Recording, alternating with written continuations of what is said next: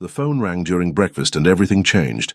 Sana Brooks had been setting down Ji-hoon's coffee, black, no sugar, exactly 180 degrees, when his private line buzzed, the one that never rang unless something had gone terribly wrong.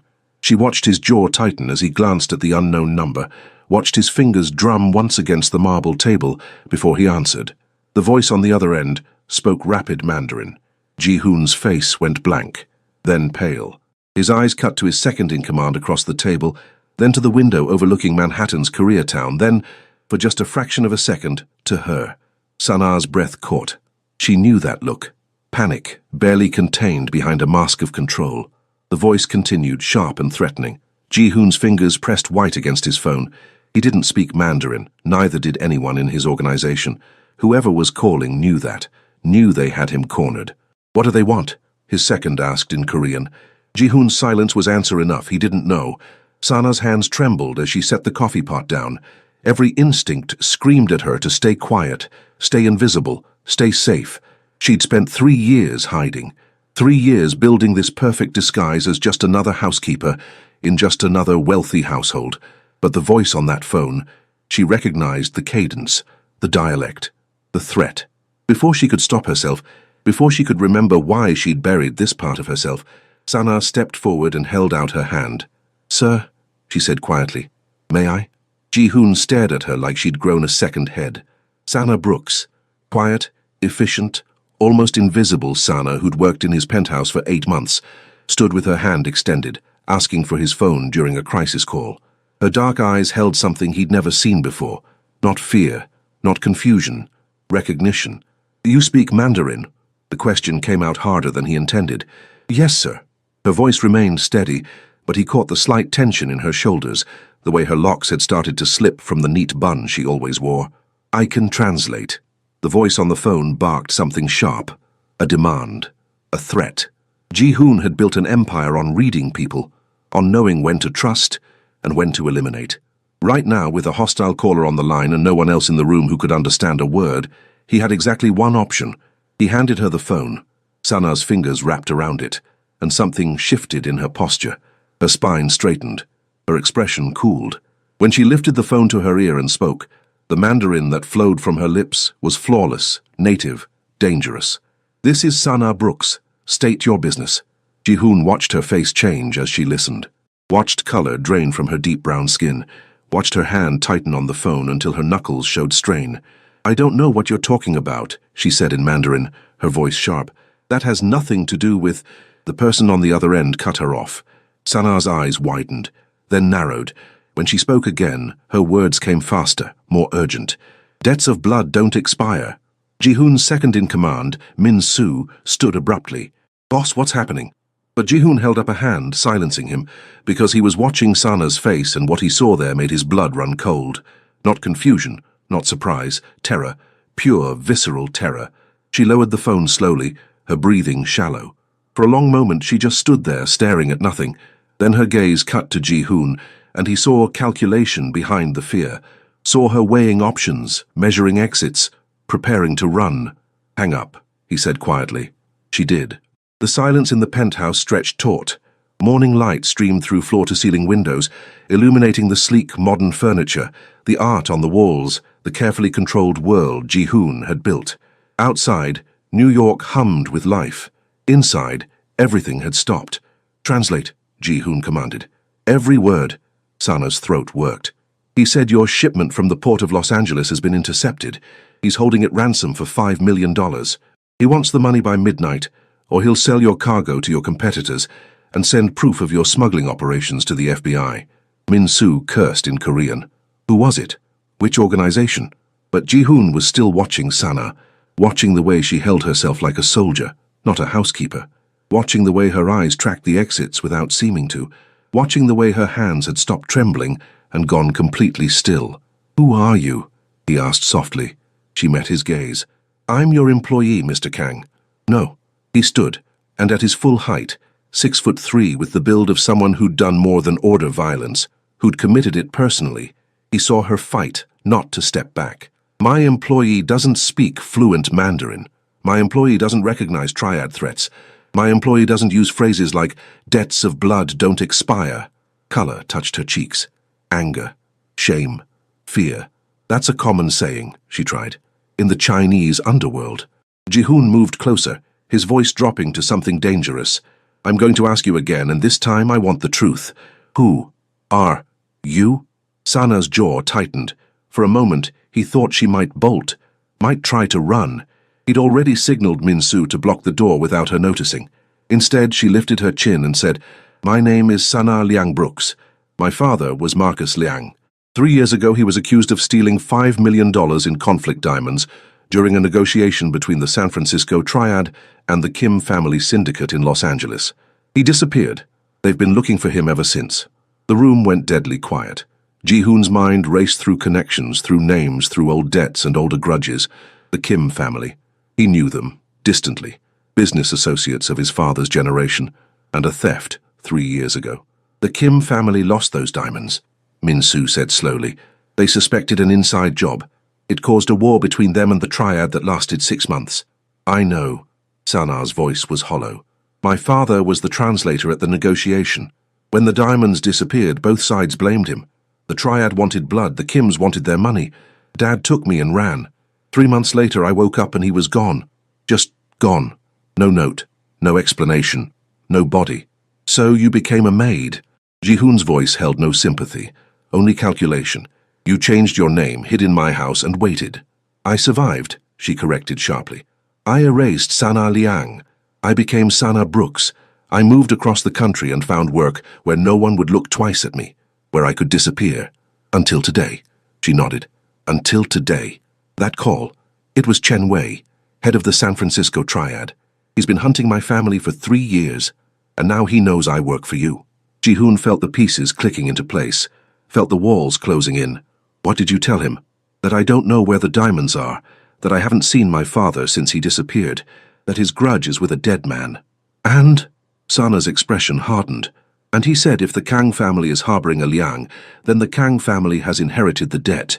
He said you have 48 hours to produce either my father, the diamonds, or $5 million in cash.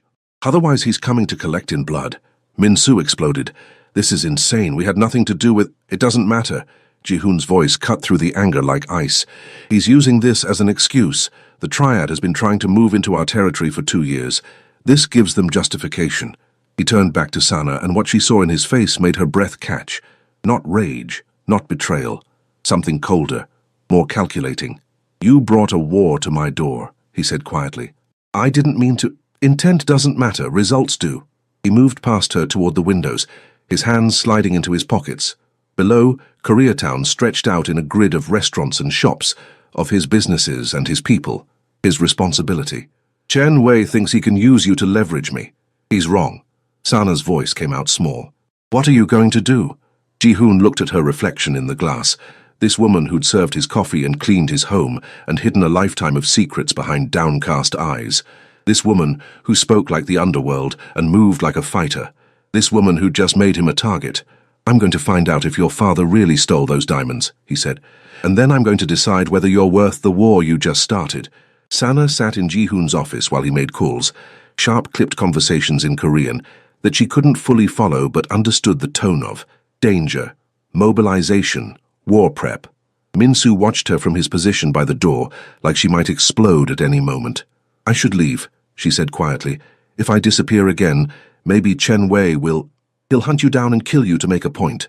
Ji-hoon ended his call and set his phone down with deliberate care. You don't understand how this works. The moment he recognized you, the moment he connected you to me, you became a chess piece. Running now just makes you easier to capture. I've been running for 3 years. And you were lucky. He leaned back in his chair, that dragon tattoo visible above his collar where his white shirt, 4 buttons undone, as always, exposed his throat. The Triad has resources in every major city. The only reason they didn't find you is because they weren't looking hard enough. Now they are. Now you're interesting again. Sana's hands clenched in her lap. So what do you want from me? Information. Ji-hoon's dark eyes pinned her in place. Everything you know about your father's operation, his contacts, his methods, his enemies. If we're going to prove he didn't take those diamonds, we need to know who did. I was 25 when it happened, she protested. Dad kept me out of the business. I knew he worked as a translator, but don't lie to me again. His voice dropped to something dangerous. You speak fluent Mandarin. You recognized Chen Wei's voice. You used triad terminology without thinking. Your father didn't just keep you out of the business, he trained you for it. The accusation hung between them. Sana's jaw tightened. He wanted me to have options. He said in our world, language was power, protection, a way to survive if everything went wrong. Smart man. Dead man, she corrected bitterly. Or disappeared man. Same difference. Ji-hoon studied her for a long moment. You don't think he stole the diamonds? It wasn't a question, but she answered anyway. No, my father was many things, but he wasn't stupid. He knew stealing from both the Triad and the Kims was suicide. He wouldn't have done it. Then who did? I don't know. But someone wanted him to take the fall for it. Min-soo spoke up from the door. Boss, we should contact the Kims. If they lost the diamonds too, they have as much interest in finding the real thief as we do. The Kims are old guard, Ji-hoon said. They won't work with us unless we have leverage. Right now all we have is a woman they think is the daughter of a thief. I can help, Sana interjected. Both men looked at her. She straightened her shoulders, feeling the weight of 3 years of hiding start to crack away. I can reach out to my father's contacts, people he worked with, people who might know what really happened that night. Absolutely not, Ji-hoon said flatly. The moment you surface, Chen Wei will know. He probably has ears in half the organizations on the West Coast. Then what do you suggest? We sit here and wait for him to come collect his blood debt. The words came out sharper than she intended. More challenging. The kind of tone a maid should never use with her employer, especially when that employer was a mafia boss who could make her disappear with a phone call. But Ji-hoon didn't react with anger. Instead, something almost like respect flickered across his face. No, he said slowly. We make him come to us, on our terms, in our territory. He stood and buttoned his shirt one more button, still leaving 3 undone, still showing that dragon that seemed to coil with menace. Chen Wei wants to use you against me. We're going to flip that script. How? By making him think you're valuable enough to negotiate for. Ji-hoon moved around the desk, and Sana had to tilt her head back to hold his gaze. Up close, he was overwhelming. All sharp angles and controlled violence and a presence that made the air feel thinner. You're not my maid anymore, Sana. As of right now, you're under my protection. Which means Chen Wei can't touch you without going through me first. Her heart hammered. Why would you do that? You don't know me. You don't owe me anything. No, he agreed. But Chen Wei threatening my household, using my employee to leverage me? That's disrespect I can't let stand. He wants a war? I'll give him one, but I'll make sure he regrets starting it. Sana searched his face for deception, for the angle, for what he really wanted, but all she saw was cold calculation and something else, something that looked almost like principle. You're doing this because he insulted you, she said slowly. Ji-hoon's lips curved slightly. I'm doing this because in my world, protecting what's mine is everything. You work for me. You live in my house. That makes you mine to protect, not his to threaten. The possessiveness in his words should have frightened her, should have made her want to run. Instead, for the first time in 3 years, Sana felt something like safety. What do you need me to do? She asked. First, you're moving into the East Wing. Guest suite, full security, 24-hour protection. I'm fine in my room. Your room is staff quarters with a window lock a child could break. Ji-hoon's tone left no room for argument. If Chen Wei sends people, they'll come for you first. I'm not giving them an easy target. Sana nodded slowly. Okay, what else? Then you're going to tell me everything you remember about that night. Every detail. Every person who was there. Every word your father said afterward. We're going to build a timeline and we're going to find the holes in it. And if we find proof my father was innocent, Ji-hoon's expression hardened, then we use it to destroy Chen Wei's justification for this war. We expose the real thief, and we make sure everyone in the underworld knows what happens when someone tries to use my people as pawns. The way he said, my people, made something warm unfurl in Sana's chest. Dangerous, stupid, but undeniable. And if we can't find proof, she made herself ask. The silence stretched. Ji-hoon's dark eyes held hers, and she saw the truth there before he spoke it. Then we prepare for war, he said quietly, and we make sure we win. A knock at the door broke the moment. Min-soo opened it to reveal a young man with sharp features and nervous energy. Boss, we have a problem, he said in Korean. Chen Wei's people were spotted in Koreatown, 3 blocks from here. They're watching the building. Ji-hoon's jaw tightened. How many? At least 4 that we've identified, probably more. He's moving faster than I expected. Ji-hoon turned back to Sana.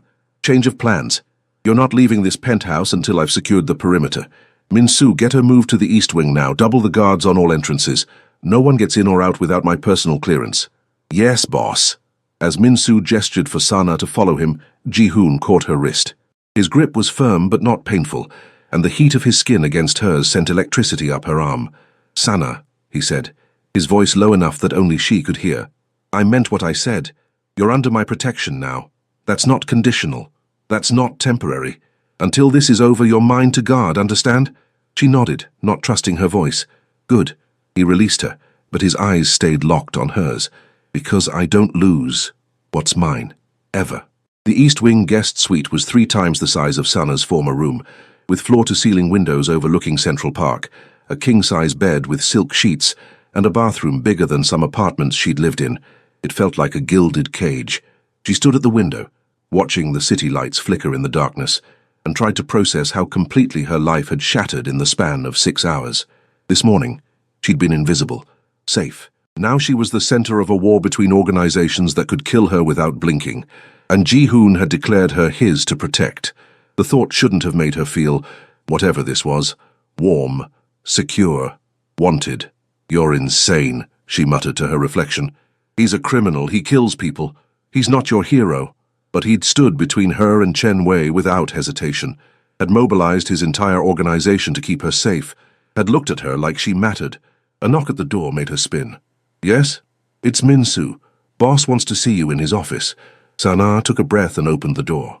Min-soo's expression was carefully neutral as he escorted her through the penthouse, past guards who now stood at every corridor, every entrance, every vulnerable point. Ji-hoon was standing at his desk, studying a map of the city marked with red and blue pins. He looked up when she entered, and she caught something flash across his face. Relief, concern. It vanished too quickly to name. Sit, he said, gesturing to the chair across from him. We need to talk about your father's last job. Sana sat, folding her hands in her lap. What do you want to know? Everything. Start from the beginning. How did he get hired for the diamond negotiation? She thought back, sorting through memories she'd tried to bury. A man named Richard Kim contacted him. Said they needed a translator they could trust for a major deal with Chinese partners. Dad had worked with the Kim family before. Smaller jobs.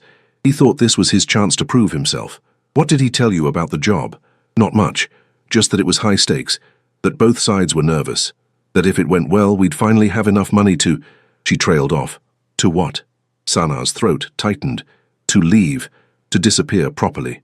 Dad wanted out of the life. He said this job would give us the nest egg we needed to start over somewhere safe. Ji-hoon's expression darkened. So he knew it was dangerous. He knew the people involved were dangerous. But he trusted Richard Kim. Said the Kims were honorable. That they kept their word. The Kims are ruthless, Ji-hoon corrected. But they do keep their word. If Richard Kim vouched for your father, he must have believed in him. Until the diamonds disappeared, and everyone blamed Dad. Ji-hoon pulled out a folder and slid it across the desk. Inside were photographs, crime scene photos, Sana realized with a jolt. A warehouse, blood, broken glass. This is from that night, Ji-hoon said quietly. I have a contact in the LAPD who pulled the file for me. 2 men died during the exchange. 1 triad enforcer, 1 Kim family guard. The diamonds vanished. Your father disappeared 6 hours later. Sana stared at the photos, her stomach churning. Dad came home that night covered in blood. He wouldn't tell me what happened, just said to pack a bag that we were leaving immediately. I thought... She swallowed hard. I thought he'd killed someone, that he'd finally crossed a line he couldn't uncross. Did he seem guilty? Scared? Scared, she said immediately. Terrified. He kept looking out the windows like someone was coming for us. He made me dye my hair, change my clothes, leave my phone. We drove straight through the night to Seattle, then took a bus to Portland, then another to Salt Lake City. We zigzagged across the country for weeks. He was running from something specific, Ji-hoon murmured. Not just general fear. He knew who was coming. The triad, the Kims, everyone. Or someone else entirely. Ji-hoon's finger tapped one of the photos. Look at this. The entry wounds on both victims. Professional. Clean. Not heat of the moment. Someone executed them. Sana leaned forward, forcing herself to look closer. You think the theft was planned? That someone set up the whole thing? I think your father walked into a trap. I think someone wanted those diamonds and needed a scapegoat. A translator no one would miss, someone expendable. Anger flared hot in her chest. My father wasn't expendable. To you, no. To them? Ji-hoon's voice was gentle but firm. He was perfect, caught between two organizations, trusted by both, valuable to neither. If he took the fall, both sides would focus on him instead of looking for the real thief. So who was it? Who would have had access? That's what we need to figure out. Ji-hoon pulled out another document. I've been going through the guest list for that negotiation. 15 people total. Your father, 5 Kim family members, 5 triad representatives, 4 security guards, 2 from each side. Of those, only 3 are still alive. Everyone else has been killed or disappeared in the last 3 years. Sana felt cold. Someone's cleaning house. Eliminating witnesses, Ji-hoon agreed, which means we're running out of time. If Chen Wei is making his move now, it's because he's ready for endgame. Whatever really happened that night, he doesn't want it coming to light. You think Chen Wei knows the truth? I think Chen Wei either knows the truth or is the truth. Ji-hoon's eyes were hard. And I think he's using you to cover his tracks. If he can blame everything on the Liang family, he closes this chapter permanently. Sana's mind raced. The 3 survivors. Can we talk to them? One is in Kim family custody in Los Angeles, unreachable. One is in federal prison on unrelated charges, possible but risky. The third... Ji-hoon hesitated. The third is a woman named Soo-jin Park. She was one of the Kim family guards that night. Last I heard, she was living in Brooklyn under witness protection. Can you find her? I already have people on it. Ji-hoon's phone buzzed. He glanced at it, and his expression went cold. Chen Wei just made contact again. He wants a meeting. Tomorrow night. Neutral ground. Sana's pulse jumped. Are you going to go? Yes. Then I'm coming with you. Absolutely not. He wants me, Ji-hoon. She stood, planting her palms on his desk. That's what this is about. If you show up without me, he'll know you're stalling. But if I'm there, if he sees I'm under your protection, it changes the dynamic. It proves you're serious about defending your territory. It also puts you in the same room as the man who wants you dead. I've been in worse rooms. Sana held his gaze. I survived 3 years on my own. I can survive 1 meeting. Ji-hoon studied her for a long moment. Then, slowly, he stood and moved around the desk until he was inches away. Sana had to tilt her head back to maintain eye contact, but she refused to step away. If I bring you, he said quietly, you follow my lead. You speak when I tell you to speak. You stay at my side every second. And if things go wrong, you run. Understand? I understand. I'm serious, Sana. Chen Wei is not a man who shows mercy. If he thinks he can use you against me, then we don't give him the chance. She lifted her chin. We go in strong. We go in united. And we show him that threatening you was the biggest mistake of his life. Something flickered in Ji-hoon's eyes. Approval, desire, whatever it was made heat pool low in her belly. You're not what I expected, he murmured. Neither are you. His hand came up, and for a heart-stopping moment, Sana thought he might touch her face, might close the distance between them, might... His phone rang. Ji-hoon stepped back, the moment shattering. Min Soo. Report. As he took the call, Sana released a breath she hadn't known she was holding. Her heart hammered against her ribs. Her skin felt too tight. This was dangerous. More dangerous than Chen Wei. More dangerous than the truth about her father. Because she was starting to care about Kang Ji-hoon, and in their world, caring about someone was the fastest way to lose them. The meeting was set for a restaurant in Chinatown. Neutral territory, supposedly. Sounds dressed carefully in dark jeans, a black silk blouse and boots that looked elegant, but could run if needed. She pulled her locks into a high ponytail and studied her reflection. She looked like someone who could stand beside a Mafia boss, like someone who belonged in this world. The thought should have terrified her. Instead, it felt like coming home. Ji-hoon was waiting in the foyer when she emerged. He wore all black. Slacks, dress shirt, leather jacket that probably cost more than her entire wardrobe. The dragon tattoo was visible above his collar, and his dark hair was perfectly styled. He looked dangerous, lethal, untouchable. His eyes swept over her and his jaw tightened. You look ready, she finished for him. I was going to say beautiful. His voice was rough, but ready works too. Heat flooded her cheeks. Before she could respond, Min Soo appeared with 4 guards in tow. Cars are ready, boss. I've got scouts on every route. If Chen Wei tries anything, he won't. Ji-hoon's confidence was absolute. Not tonight. Tonight is about posturing, testing boundaries, seeing if I'll fold. And will you? Sana asked quietly. His eyes locked on hers. Never. The restaurant was exactly what Sana expected. Expensive, elegant, with enough dark corners and private rooms for deals that couldn't see daylight. The owner greeted Ji-hoon with respect that bordered on fear and led them to a back room where Chen Wei was already waiting.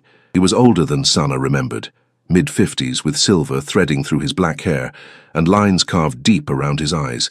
But those eyes were sharp, calculating, utterly cold.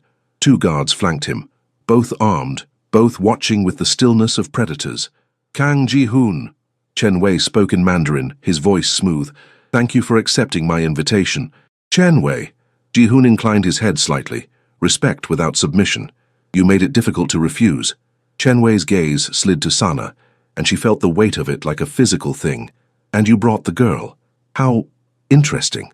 Sana kept her expression neutral, kept her shoulders back, kept breathing. Sana Brooks is under my protection, Ji-hoon said, switching to English, a power move, claiming linguistic territory. Any threat to her is a threat to me. Is that so? Chen Wei smiled, but it didn't reach his eyes. I wonder if you'd feel the same if you knew her full history. I know she's Marcus Liang's daughter. I know you've been hunting her family for 3 years. I know you're using her as an excuse to move against me. Ji-hoon's voice was ice. What I don't know is why you're wasting both our time with this theater. The temperature in the room dropped. Chen Wei leaned back in his chair, steepling his fingers. Marcus Liang stole $5 million in diamonds from a joint operation between my organization and the Kim family. Those diamonds belong to me. His daughter, he nodded toward Sana, is the only remaining link to recovering them. I don't have them, Sana said in perfect Mandarin. I don't know where my father is. I don't know what happened to your diamonds. Don't you? Chen Wei's smile widened. Because I find it very suspicious that Marcus Liang's daughter just happens to be working in the house of one of New York's most powerful Korean crime bosses. What are the odds? Ji-hoon's hand found Sana's under the table, his grip firm and grounding. The odds are that she needed work and I needed staff, nothing more. Or, Chen Wei countered, the odds are that the Kang family has been harboring a fugitive, protecting a thief's daughter, perhaps even benefiting from those stolen diamonds. Careful. Ji-hoon's voice dropped to something deadly. You're making accusations you can't prove. Can't I? Chen Wei pulled out a folder and slid it across the table. Inside were photographs, recent ones. Sana entering Ji-hoon's building. Sana shopping in Koreatown. Sana at a coffee shop, laughing at something on her phone. They'd been watching her for weeks. She's been under your roof for 8 months, Chen Wei continued. 8 months where you could have been using her to negotiate for the diamonds. 8 months where you could have been planning to sell them yourself. That's insane, Sana snapped. I didn't even know Ji-hoon before I started working for him. This is all convenient coincidence? Chen Wei's eyes glittered. I don't believe in coincidence, Miss Liang. I believe in patterns, and the pattern here suggests that your father made a deal with the Kang family. That he gave them the diamonds in exchange for protection for his daughter. Ji-hoon's fingers tightened on Sana's. You're reaching. If I had 5 million in diamonds, I wouldn't need your cargo shipments. I wouldn't need to do business with you at all. Unless you were being cautious, unless you were waiting for the heat to die down before moving them. Chen Wei leaned forward. Here's what's going to happen. You're going to produce either Marcus Liang, the diamonds, or $5 million in cash within 48 hours. If you don't, I'm going to assume the Kang family is complicit in the theft, and I'm going to act accordingly. You're threatening war over a 3-year-old crime you can't prove I had anything to do with, Ji-hoon said flatly. I'm collecting a debt. Chen Wei stood. 48 hours, Mr. Kang. Don't waste them. He turned to leave, but Sana's voice stopped him cold. What if I can prove my father didn't take your diamonds? Chen Wei paused. Excuse me? Sana stood, shaking off Ji-hoon's grip. What if I can prove someone else stole them? Someone who set my father up to take the fall? Would that settle your debt? Sana... Ji-hoon's voice held warning, but Chen Wei's interest was piqued. That depends. What proof do you have? Give me 72 hours, Sana said. 3 days to find evidence. If I can prove my father's innocence, you leave us alone. You drop this vendetta. You let the past stay buried. And if you can't, Sana's jaw tightened, then I'll give myself to you. No protection, no interference from the Kang family. You can do whatever you want with me. No! Ji-hoon was on his feet instantly. That's not happening. But Chen Wei was smiling now. 3 days, 72 hours from this moment. If you can provide proof that someone else took my diamonds, I'll consider your father's debt paid. But if you fail," his eyes glittered, "you come with me willingly, no resistance." "Done," Sana said. "Not done," Ji-hoon snarled. "Sana, we're leaving. I accept your terms, Miss Liang." Chen Wei extended his hand. Sana shook it, ignoring Ji-hoon's furious glare. 3 days, Chen Wei repeated. "Don't disappoint me." He left with his guards, and the moment the door closed, Ji-hoon rounded on Sana. "What the hell were you thinking?" His voice shook with barely controlled rage.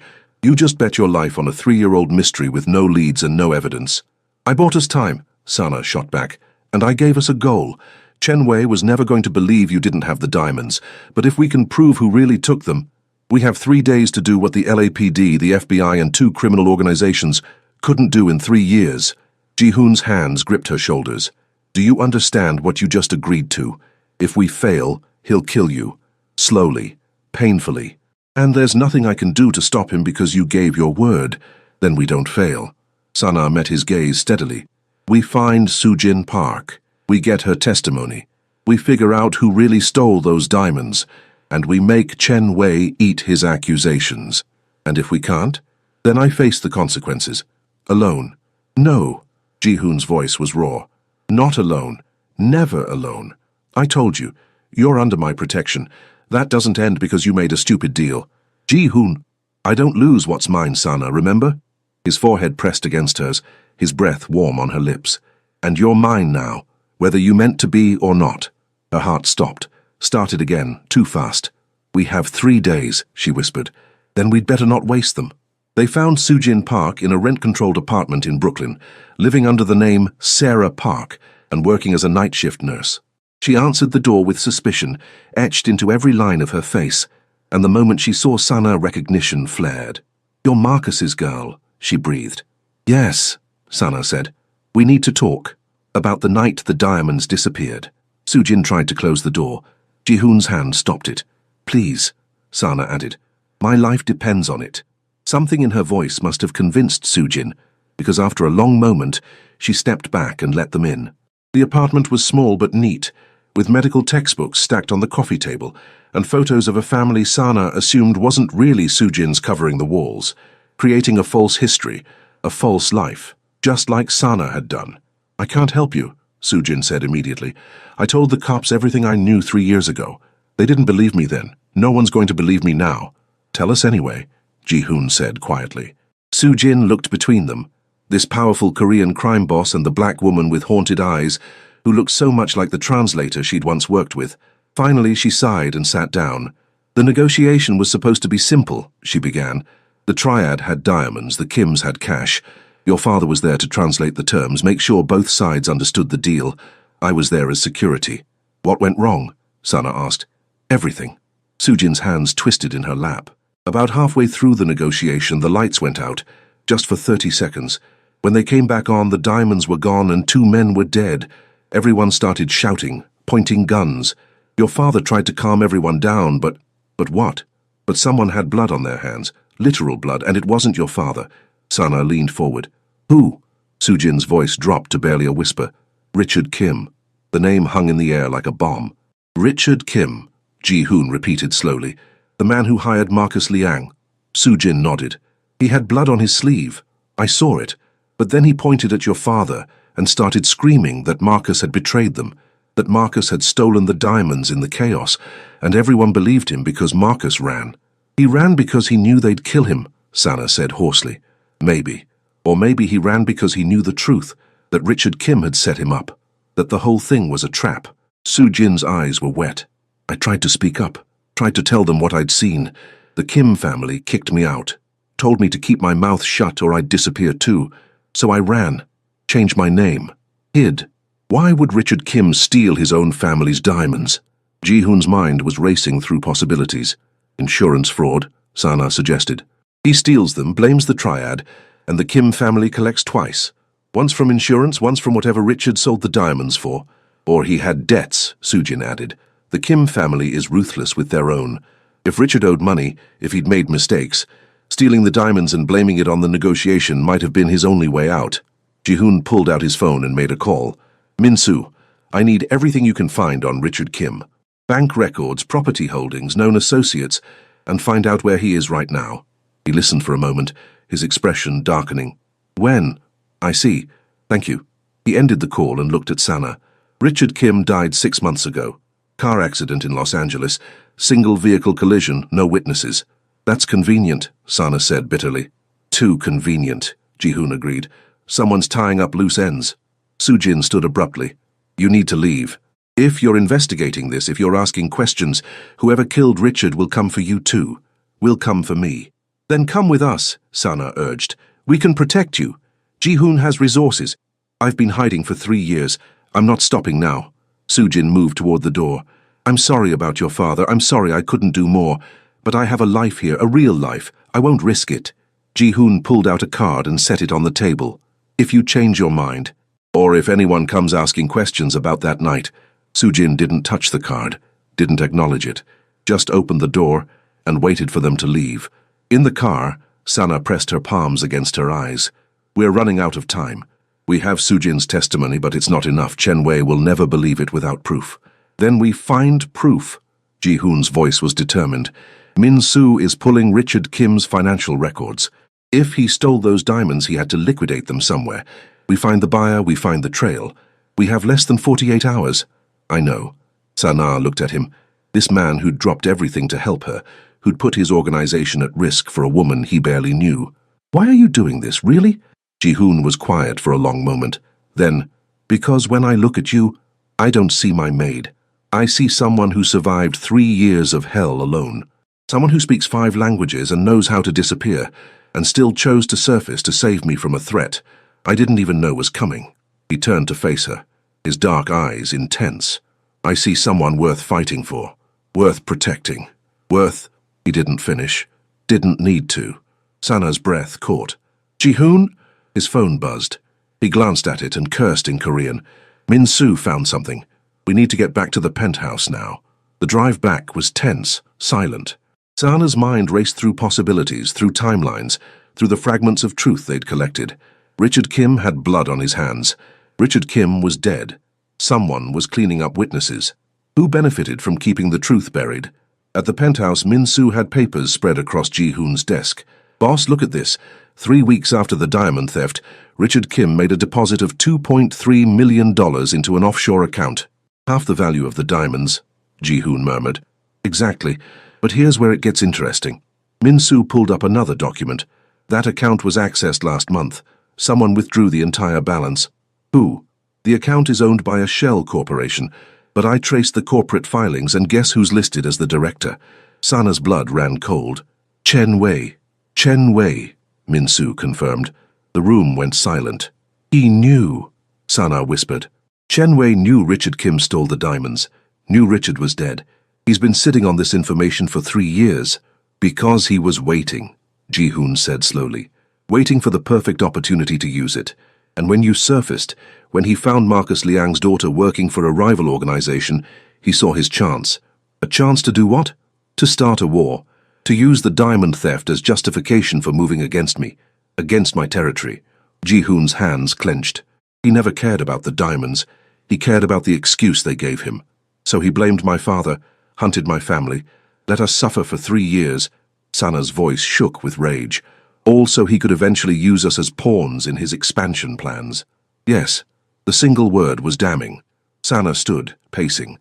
We have the financial records. We have Soo-jin's testimony. We can prove Richard Kim stole the diamonds and that Chen Wei knew about it. That's enough to expose him. It's enough to make him dangerous, Ji-hoon corrected. If we go public with this, we're declaring war. He'll come after us with everything he has. Then we go to the Kim family, Sana insisted. Show them proof that Richard betrayed them, that Chen Wei has been covering it up. They'll want justice, or they'll want to save face by eliminating everyone who knows the truth. Ji-hoon's voice was grim, including you. Then what do we do? Ji-hoon looked at her and something fierce and protective blazed in his eyes. We use it as leverage. We meet with Chen Wei one more time. We show him we know the truth, and we offer him a choice. Walk away clean, or we burn his reputation to the ground. He'll kill us before he lets us expose him. Not if we do it right, not if we have insurance. Ji-hoon pulled out his phone. Min-soo, I need you to prepare a package. Every document we have on Richard Kim's theft, Chen Wei's offshore account, and Sujin Park's testimony. Multiple copies. If anything happens to us, those documents go to the Kim family, the NYPD, and every major news outlet in the city.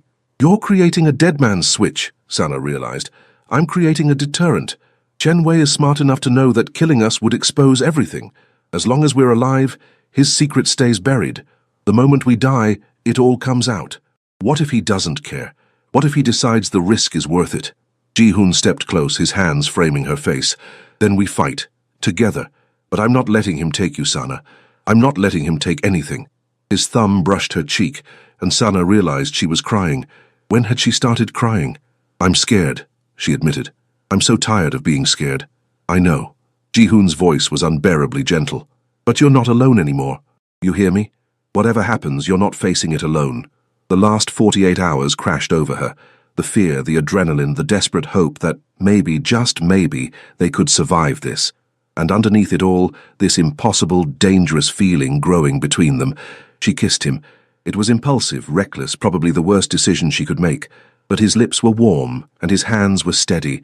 And for one perfect moment, the world narrowed to just this. Just them. When they broke apart, Ji-hoon's eyes were dark with desire and something else. Something that looked like promise. When this is over, he said roughly, we're talking about this. When this is over, Sana agreed, I'm not letting you out of my sight. His smile was sharp, dangerous, beautiful. Good, because I'm not planning on letting you go. 3 months later, Sana stood in Ji-hoon's office and watched the sun set over New York City. The penthouse was quiet, peaceful in a way it hadn't been since that first terrible phone call. Chen Wei had taken the deal. Faced with irrefutable evidence of his involvement in covering up Richard Kim's theft, faced with the threat of exposure to the Kim family and law enforcement, he'd agreed to drop all claims against the Liang and Kang families. The debt was considered paid. He'd slithered back to San Francisco with his tail between his legs, his expansion plans shattered, his reputation damaged among those who mattered. The Kim family had been less cooperative. But when presented with proof of Richard's betrayal, they'd been forced to acknowledge that Marcus Liang had been innocent. They couldn't give Sana her father back. Wherever he'd disappeared to, he was still gone. But they'd offered reparations. Money she'd donated to organizations helping families affected by gang violence. Sujin Park had finally agreed to testify officially, cementing the case. She'd moved into a Kang family-protected apartment, her real identity secure, her real life finally possible. And Sana. Sana had stopped being a maid. She now worked as Ji-hoon's official translator and cultural liaison, a legitimate position that paid well and kept her at his side, where she wanted to be, where she belonged. You're thinking too loud, Ji-hoon's voice came from the doorway. Sana turned to find him leaning against the frame, white shirt unbuttoned just enough to show that dragon tattoo, eyes warm with affection she was still getting used to. Just remembering, she said. Good memories or bad? Both. She crossed to him, letting him pull her close. I'm grateful, you know, for everything you did, everything you risked. I told you, Ji-hoon murmured against her hair. I don't lose what's mine. Possessive, always. He tilted her chin up, his thumb tracing her lower lip. Any regrets? Sana thought about the maid she'd been 3 months ago. Scared, hiding, alone. Thought about the woman she was now. Claimed, protected, loved. Not a single one, she said. Ji-hoon's smile was worth everything they'd survived. Good, he said, and kissed her like he'd been waiting all day to do it. Because I'm not letting you go. Ever. Outside, the city glittered with possibility. Inside, wrapped in the arms of the man who'd chosen to stand beside her when he could have walked away, Sana finally felt something she hadn't felt in 3 years. Safe. Home. His.